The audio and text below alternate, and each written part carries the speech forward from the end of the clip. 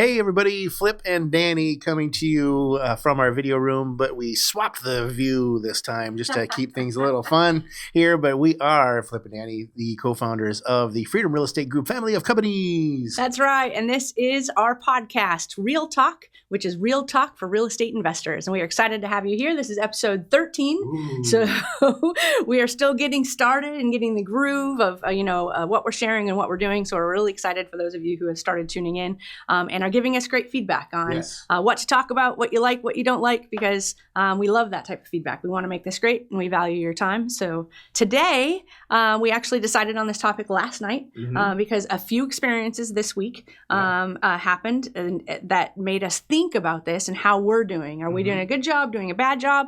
And as we started to reflect, we said, hey, let's talk about this on our podcast. Because we have a long list of topics, for our podcast, but sometimes we just talk about the most relevant thing because it's right on the top of our mind. We feel it's important. It's applicable to our business because we're talking about it. Right. And then so we decide that we're going to share it with you. So today our topic is twofold, but mainly we want to talk about raving fans.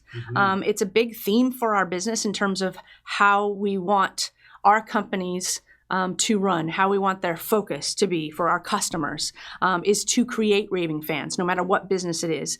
And so that could be property management and creating raving fans from our vendors to our residents to our owners. It's just every aspect of the business, even our team. I want the team to be raving fans, right? So we're going to talk about that a lot today. We're going to give you examples of what we've done, what we have in the pipeline, some bad experiences that we've personally had that this is why it became a topic actually this week, is because we're like, that's not how you create raving fans. And this is a company we were a raving fan about. So we're going to share all of this stuff. And then we're going to talk a little bit at the end about celebrating wins, because it's something we talked about, I think, on vacation, about how bad we all are, especially Flip and I, celebrating wins. And that's an important part of life. And so we thought we would go ahead and tag that to the end of this podcast. So do you want to start on raving fans and, why is this important to us? Yeah, what's funny is that we've been focused on that raving fans for now for almost 2 or 3 years now. It wasn't like right from the beginning.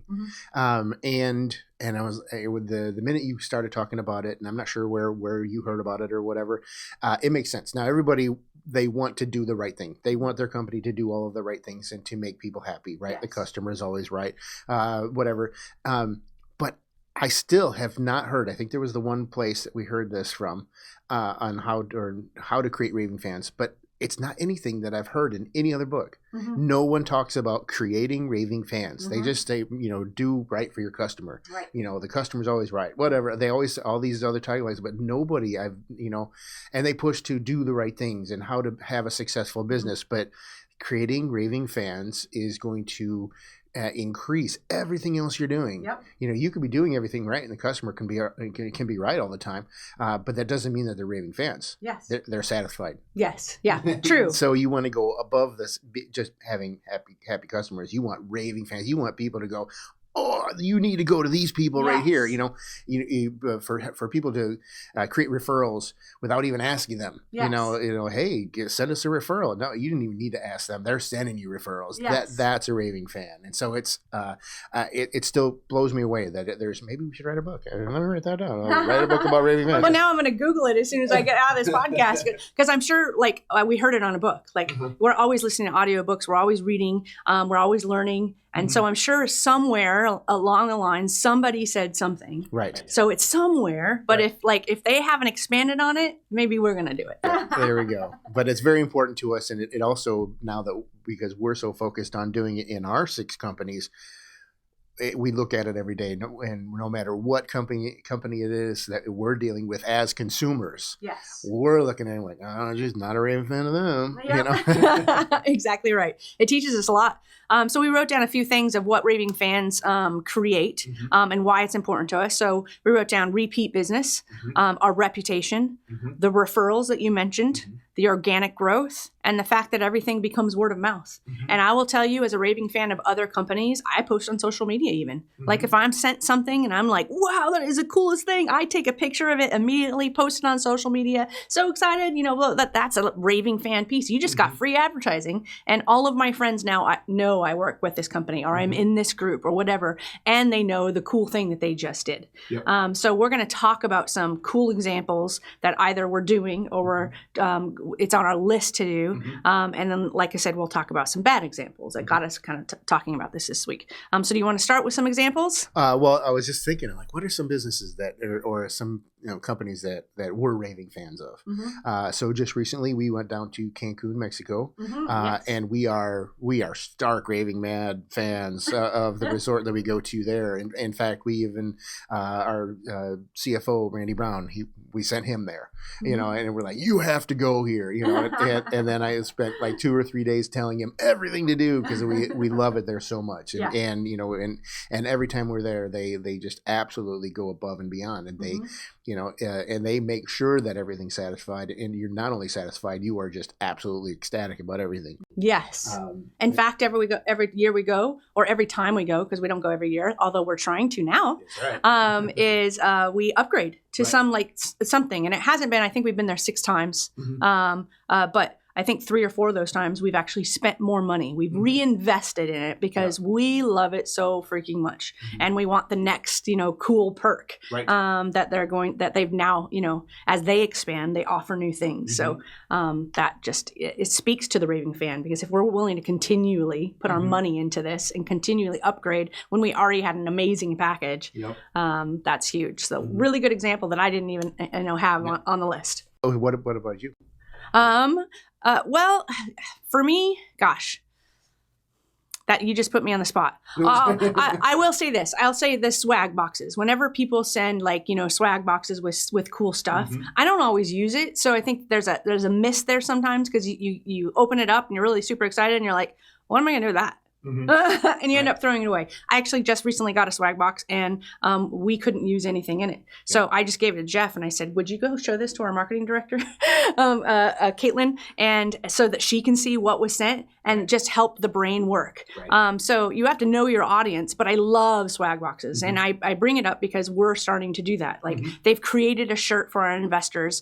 It's something about building wealth for, not for our next vacation, but for future generations or something. I'm not planning something for Saturday night. I'm planning for future generations. Something like really cool, really neat shirt that we're sending out. And I think one of our favorite swag boxes has always been when we got shirts, and we got like pajama bottoms, or we've gotten some fun stuff just from friends. Even like a friend of mine sent me socks that says, I tend to cuss a lot. I don't on this podcast because I respect all of you guys that don't cuss, but I cuss a lot and I like to hug people, and so I got socks from a friend that says quite an odd combination. It is, I know, that says I'm effing going to come hug you or something.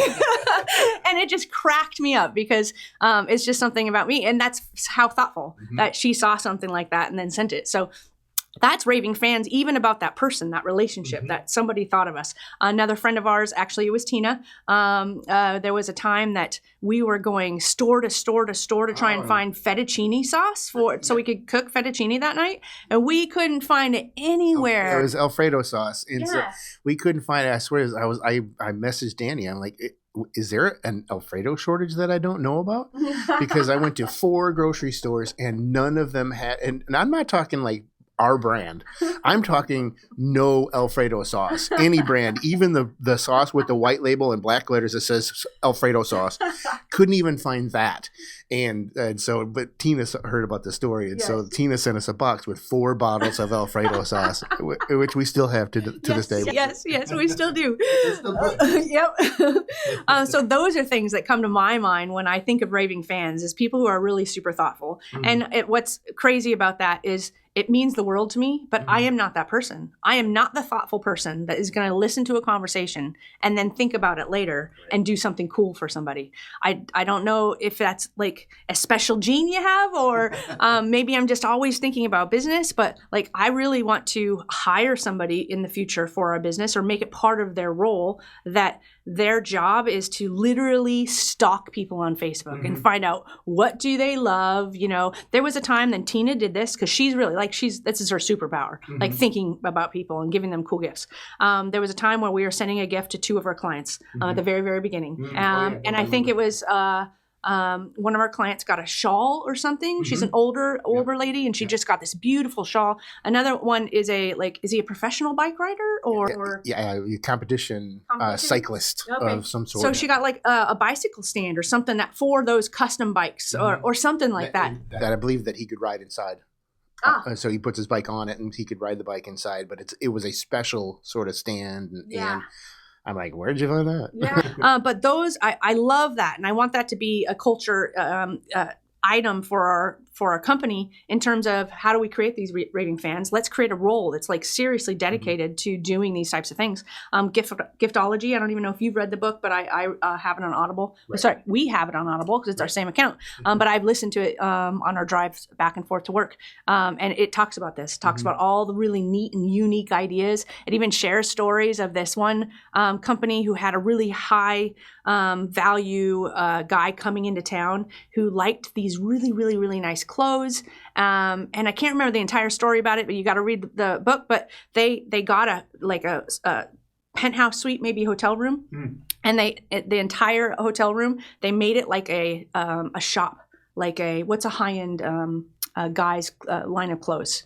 I'm not going to comment on that because I don't shop in those stores. Okay, so just think of the most expensive, like, and they went and bought like inventory, maybe I don't know, $100,000 worth of inventory, and this guy got to go in there and choose his clothes, a different suit every day or different outfit every day from this really high, and like it made such an impact. And for the value of this particular customer, it was worth it. It was worth the money that they spent.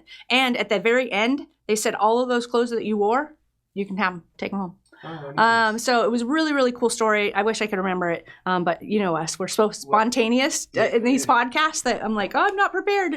Well, it's funny because you said maybe it's a gene or whatever for somebody to have, to think like, apparently I have half that gene because last week, Betty, our beloved Betty here, her husband had to go to the hospital. Yeah.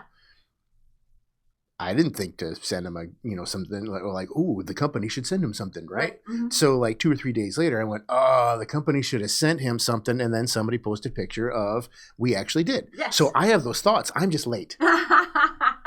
So. I will say that Tiffany and I were the ones that started that conversation. Okay, I walked to Tiffany. I said, I've been thinking about this ever since Wesley went in the hospital, and we need to get him something, but my brain, it just doesn't work. I don't even know what to get him. Who's in charge of getting people things? And because I bet you Betty does a lot of it, and I bet a lot of people on our team do. But anyways, that was really, that was funny. And I think we talked about it. We talked about it one night. We're like, we should get Wesley something. And I was like, brain, would you please remember that in the morning? I need to write things down more.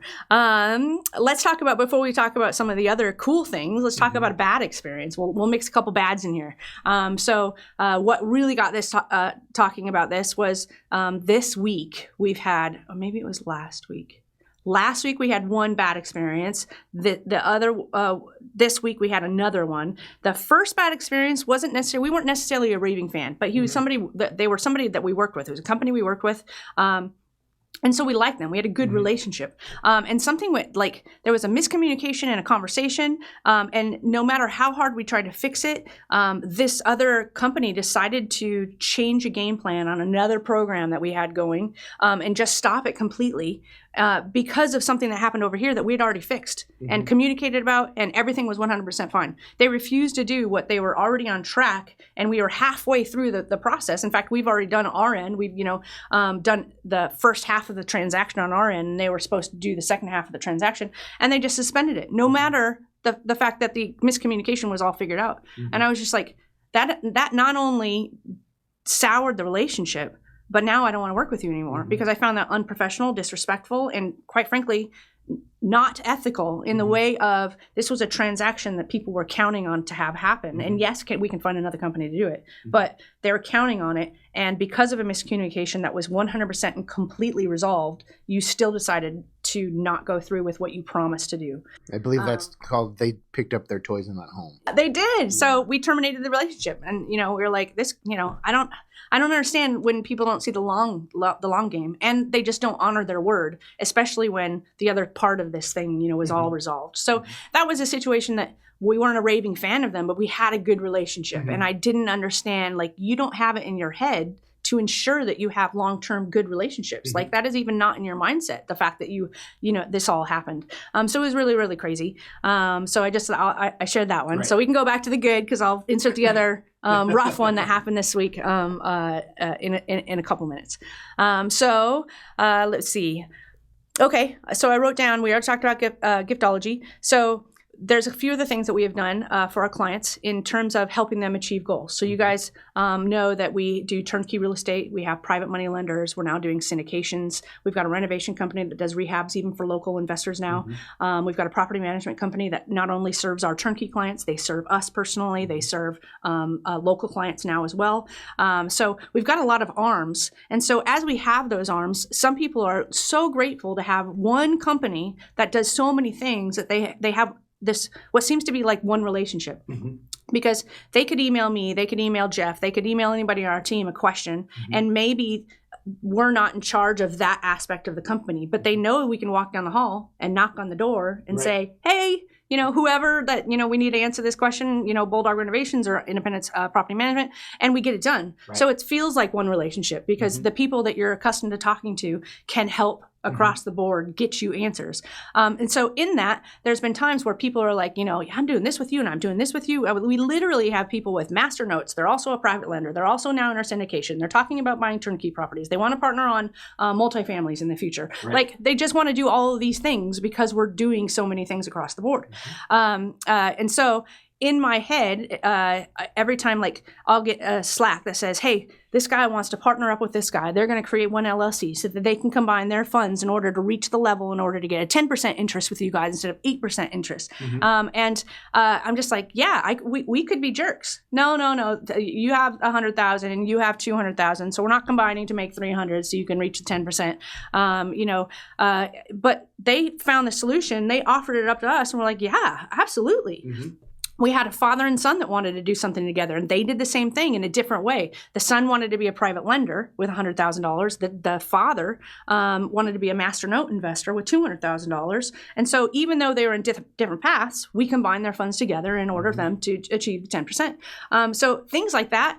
The reason that we do them, and CJ and Tiffany, I think, come to mind recently in Slack messages where things like this are happening, and Tiffany's like, what should I say? And I'm just like, in the back of my head, as I think raving fan, the right thing to do here is yes, absolutely. Yeah, it's a little bit different. It's out of the ordinary. We don't do this for everybody.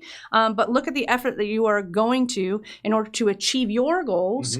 And we're achieving ours too, right? We're getting a new investor, no matter if they combine funds or whatever it was. So I think that makes a raving fan. We literally write that in Slack. I think this is a raving fan thing. Let's do it. So really having that in the back of your head every single time you're making a decision. And I was going to save this to the end, but I'm going to talk about it here, about profit first versus customer first. So profit first is big for us. We read the book. We've read, we've got so many books about profit first. And it's even on my vision board. But when you're making raving fan decisions, if you're thinking about profit first, it would have been wise to stick both investors at 8%, right? You only have 200, you only have 100, you're both at 8%. And that saves the company 2% in the long haul. Right. But that didn't create a raving fan. Right. And so instead of thinking profit first always and about our bottom line, let's think about how we get the repeat business, the reputation, the word of mouth, the organic growth, because we do something cool and think of the customer before we think of profit. So I just think that that's so incredibly powerful. So what do you want to share next? Well, I think it's too. It always goes back to the old line: "They don't bite the hand that feeds you." Yeah, and especially because I'm pretty sure any company is based upon customers, whether they're direct to customers or not direct to customers. The customer is the end, and it's what drives your company. So it's always thinking about that, instead of the bottom line, like you said, about how we did that with those two investors. So it makes sense, but we could easily said, nope, sorry, Yeah. that's not our policy. Yeah. And there's companies out there that do that, and when they do that, they go, oh, okay, well, I still like you, but I'm not a Raving fan. Yeah, right. Yeah. I'll also mention 2 examples here. One, referral programs. We did that to create Raving fans because we pay people to refer people in. Right. We're saying thank you. Thank you for sharing what we do with other people. We're going to compensate you for that. So I think that was part of an idea behind, hey, let's create Raving fans. Let's get, word of mouth out there. Also, there was a Masternote investor that works with us.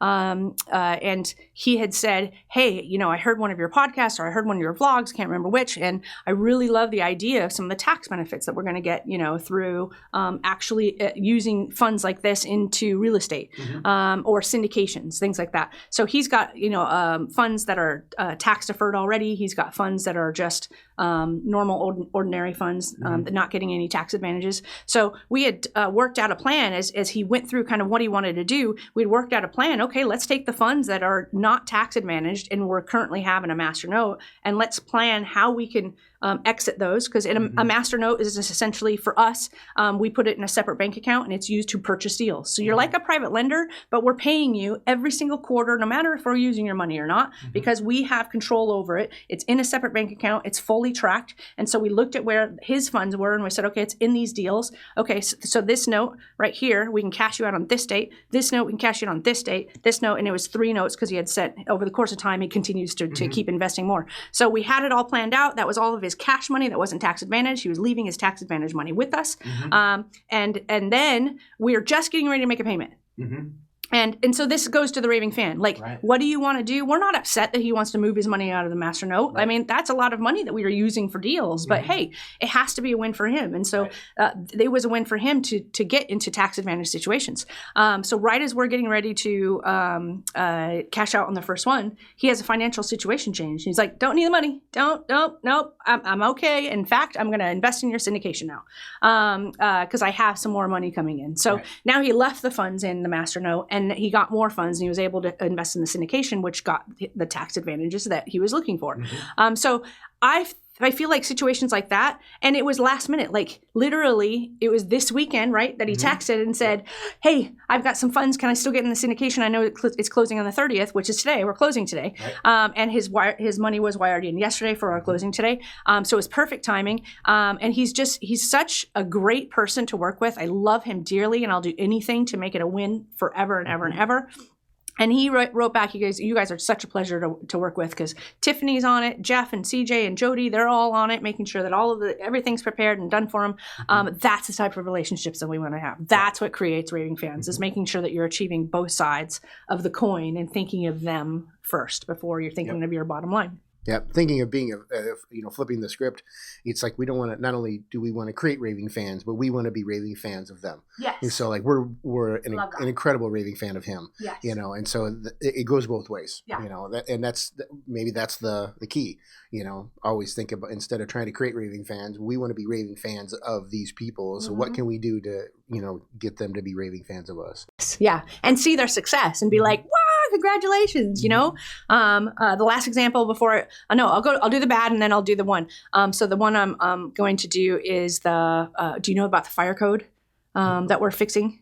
Okay, so I'm going to share both of them. Okay, so I'll share the bad. The bad one happened.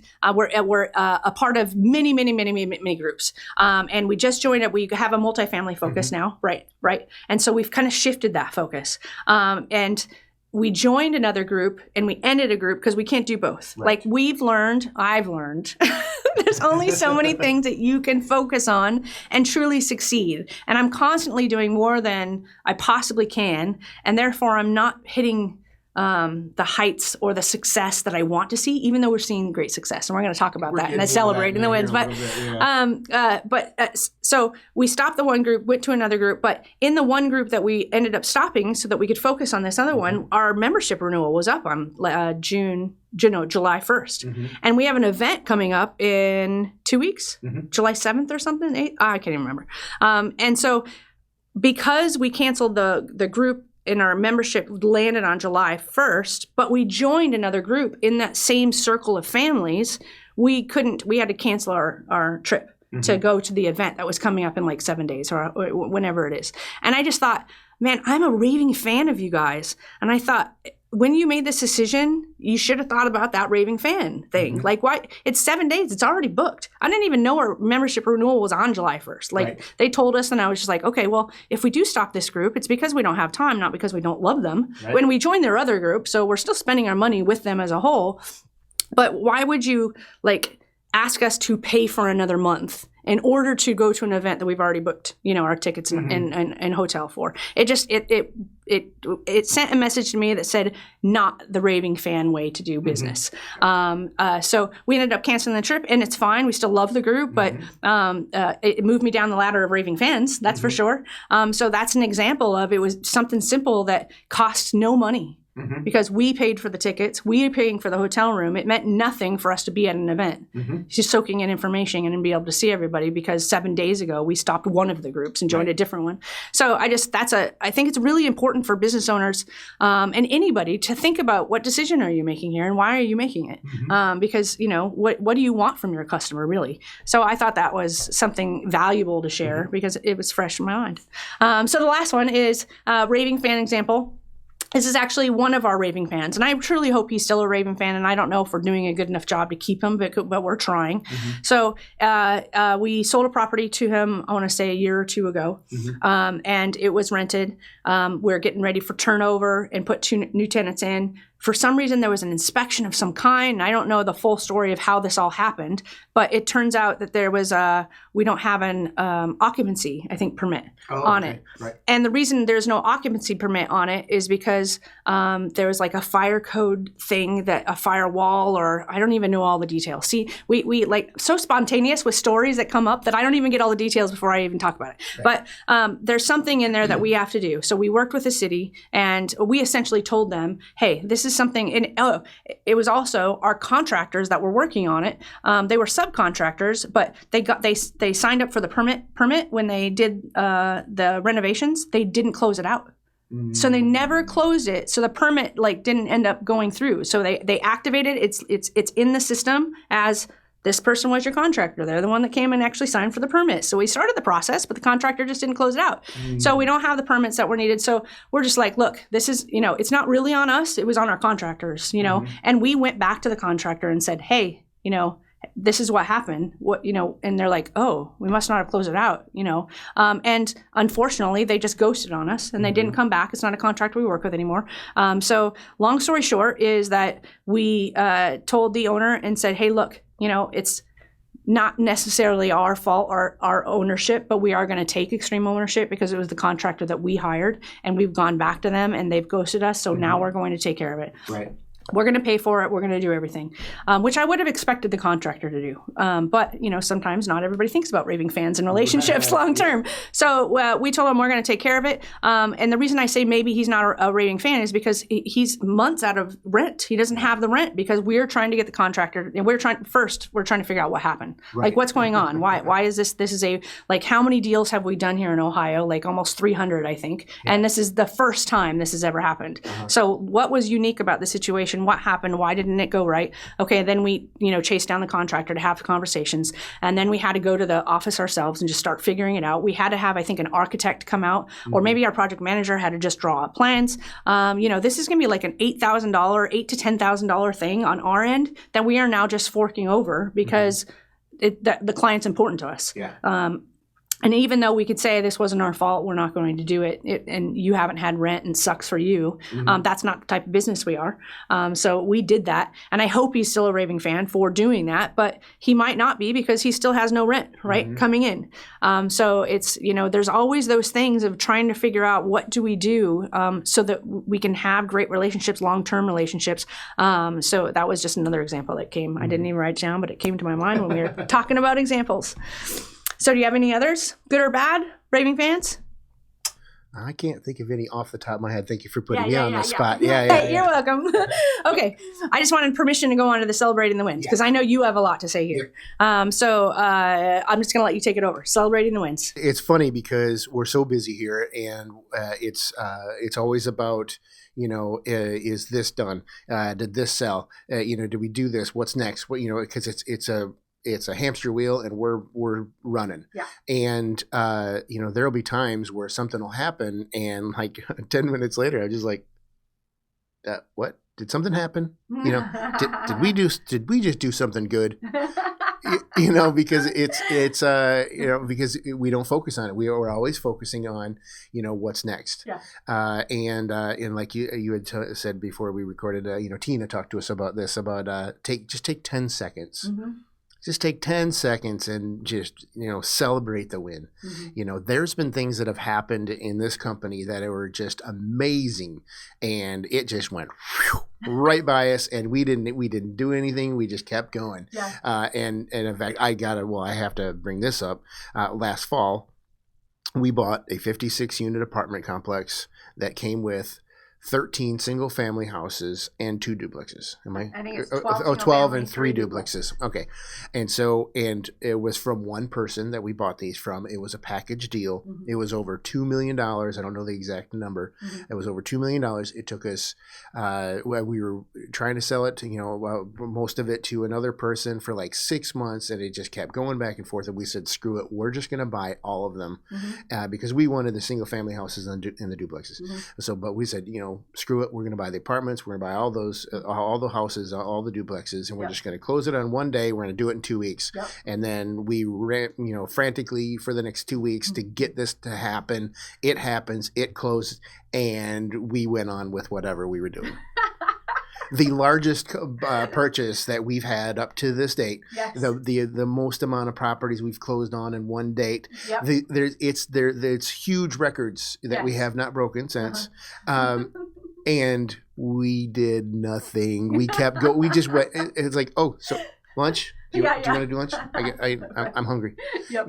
And so it's stop.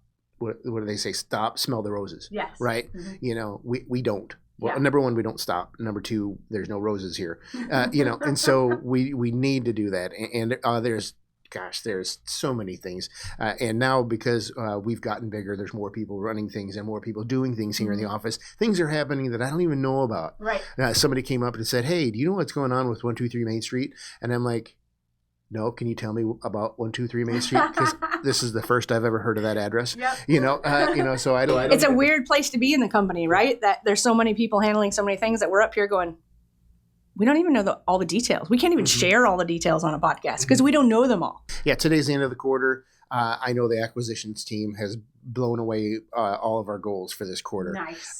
And they've brought in a record amount of acquisition fees. And so it's just, and I'm just like, great job. I didn't even know, and all of a sudden, Cheese, he sends me a list of here's what happened this quarter, and I was like, wow, you got to be kidding me. And so, but it's taking time to, stop and smell the roses. Yeah, and I think we wrote down 2 ideas of where we're doing a better job because we're not good at it, right? I'm horrible at it. Yeah, and I'm the worst at it because I wrote this down too. It's like if you're a solution finder. I think you, I know I'm that way. I know Tina is that way, but Tina probably does a better job because she's the one that said, take 10 seconds. 10 seconds yeah. I think she read a book that said you need to take 10 seconds to be able to set it in your mind because you know why we all remember bad stuff is because we certainly take more than 10 seconds to think about the bad stuff. And that just sears into your head so you remember it. But the wins, you just fly by them and then you forget them. You forget how good things are because you're marinating on the bad things that are happening and not spending enough time searing into your brain the good things that are happening. So for solution finders, that's really a big deal. I find it with me because I'm all about solutions. If you present a challenge to me, my goal is to identify at least 3 solutions to it so that we can choose the best one. And we've made that something that, it should be company-wide, right? Where everybody is doing that. Because nobody wants to be presented with a challenge and you're like, okay, can you give me some ideas, right? We need to train everybody to think of ideas and to help the company. And so because I am that way, naturally, like I default to solving problems, then that means when the good thing happens, I'm like, yes, what's the next problem? So that I can solve it and I can get it to we won. Right. Yes, what's the next problem? And so I don't marinate it on it all. I give it a very short cool. I recognize it, but that is it. And sometimes I'll hear something and I don't even tell you. I don't even remember to tell you that something. I find out from 3 other people, and I walk into Danny's office. I'm like, "Did you just do this?" Yay! Yeah. So I think it's important to really take those 10 seconds and think about the wins and where we're doing better. It's like the 7-day flip. You want to talk about what we did on the 7-day flip with the pictures and the balloons and the sign? We made a sign. We hung the sign in the house. We had balloons. We brought in food for the team. The whole team came out to the house. So we took videos of everything. It was a big deal on on social media, not just Facebook, but on all social media. But we celebrated as a company. What we just did. What did we do? We just funded it. We didn't. I didn't. Ran it. I didn't lift a hammer. And I didn't schedule anything. So it was a team win, and so we're doing more of that. Yeah. And then the other thing is First Friday. So First Friday is what our CFO is putting on every single, he's also the VP of Business Development. Every first Friday of the month, he puts on a 30-minute presentation for the entire team. It is a show of this kind of the state of the company, right? How we're doing. And he has kind of this joke about, a rating system. Like, if we're doing, I don't remember, do you remember them? Like if we're doing crappy, it's, bring your box to work. You're all fired. Yeah, bring in a box. We're done. But if you're like, and every rating gets a little bit better, and then the big one's like, bam, and he slams a table, and we're all like, ah! And I think one time there's a dog in the room, and the one time there was a baby in the room. But anyways, I think those First Fridays, the reason I look forward to them is because it is 30 minutes of, sometimes it is, we're not doing great. Hey, something happened. We didn't hit our goal, and, let's talk about it. But sometimes it's a holla. Or I think one time, which is one shy of the BAM, yeah. And I think one time we got a BAM because I think we hit a record. Yep. So those are times where you just spent time going, congratulations, and he recognizes like I think 2 people each time that kind of get it's either something that's an executive team choice or it's a nomination from the group and the executive team helps decide, or maybe he just makes the call based on his knowledge of what's going on, and so that time, that 30 minutes the entire company spends together is a recognition of and celebrating the wins. Or recognizing the losses. But there seems to be, with all the companies, there seems to always be a win. So we're getting a little bit of both, of encouragement of where we need to improve and celebrating what we've accomplished. So I think that was another area. I don't know if you like them as much as I do. I love it. Plus, I love it when somebody else is running the meetings. Yes, me too. Total introvert. You're a ham, though, so I don't know why you like somebody else running. He always starts off with a joke, he always starts off with 2 jokes, just in case the first joke doesn't work. But it's great. We have fantastic leaders in our company. I'm so proud to be where we are. So that's we just celebrated a win, kind of like just now. Well, wasn't that good? Go flip, high five. All right, so I think we've covered 2 topics pretty well. It means a lot. Both of those mean a lot to us. All of these business lessons that we learn. It takes a while to learn some of them, and I love sharing them, especially the ones that make you feel good. Yeah, and actually the last thing, and this is something that I don't even know if you know about, but because our acquisitions team broke records this last quarter, so we are actually taking the entire acquisitions team down to Cincinnati to go to a Cincinnati Reds game. What? And then to a steakhouse or something. Oh my gosh, that's awesome! See, I don't even know that. That is the coolest thing ever. That's it. Like I have that. We're working on our 1-3-10, and I want to start doing trips. Yep. I want to do stretch goals, and like that the team gets awarded for great performance. That is so freaking cool. And by the way, that was not my idea.